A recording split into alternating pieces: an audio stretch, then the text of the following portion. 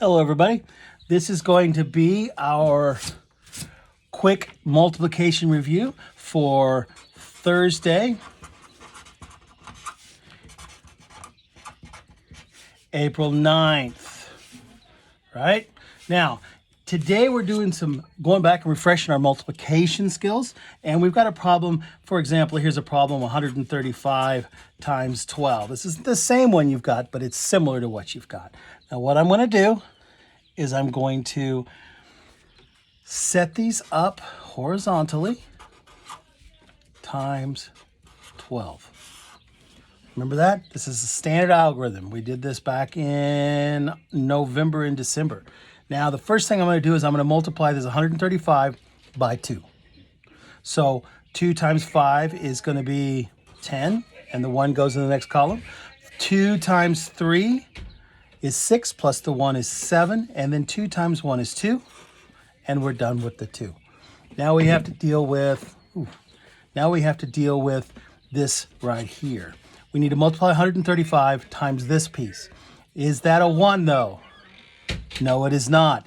That's actually a 1 in the tens place, so that means it's a 10. That number means 10, not 1. So we're going to multiply 135 by 10, which is why we put a 0 down there first, because anything times 10 is going to have a 0 at the end, isn't it?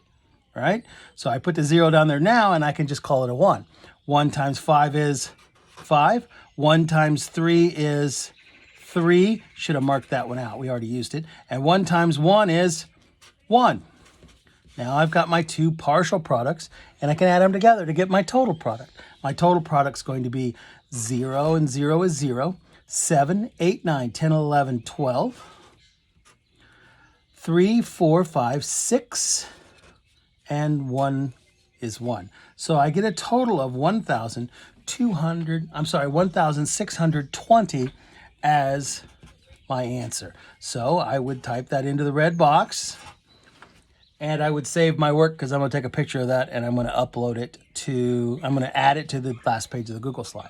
Now, the other kind of problem that we're working with today is something that involves decimals. What about something like 18.5 times 4?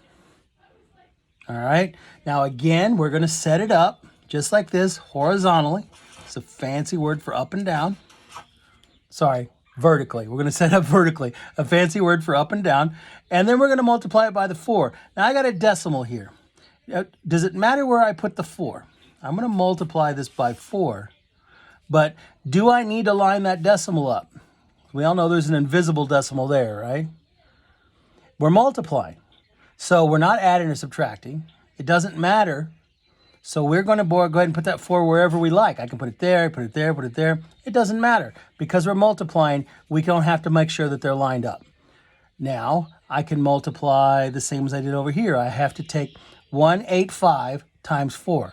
I'm ignoring the decimal until the end.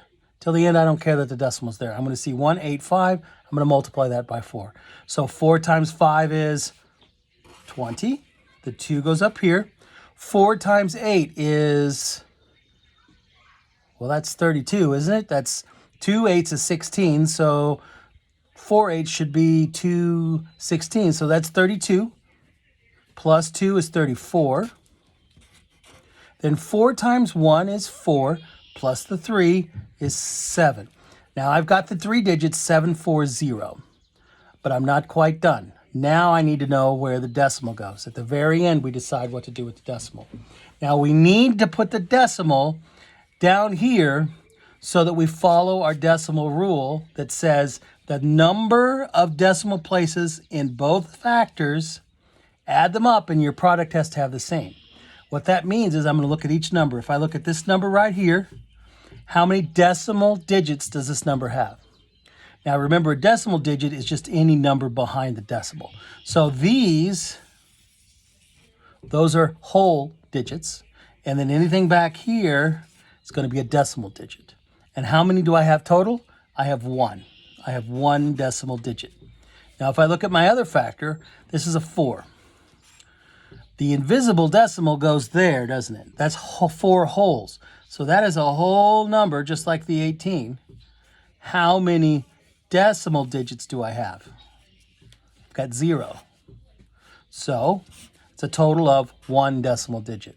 So I need to make sure that my product, my answer, has the same number of decimal digits as the total of all my factors. And my total of all my factors is 1 decimal digit. So I have to put the decimal there so that my number has 1 decimal digit. So my answer is going to be 74.0. Now I'm going to type my answer into the red box, and then I'm going to take a picture of my work, and I'm going to add it to the third page on the slide, and then I'm done. Now these aren't the exact same problems as you have on your work, but they're very, very similar. I hope this is helpful. If this is not enough and you still need some additional help from me, just shoot me an email and we'll figure out a way to get together, all right? I will see you guys later. Stay safe.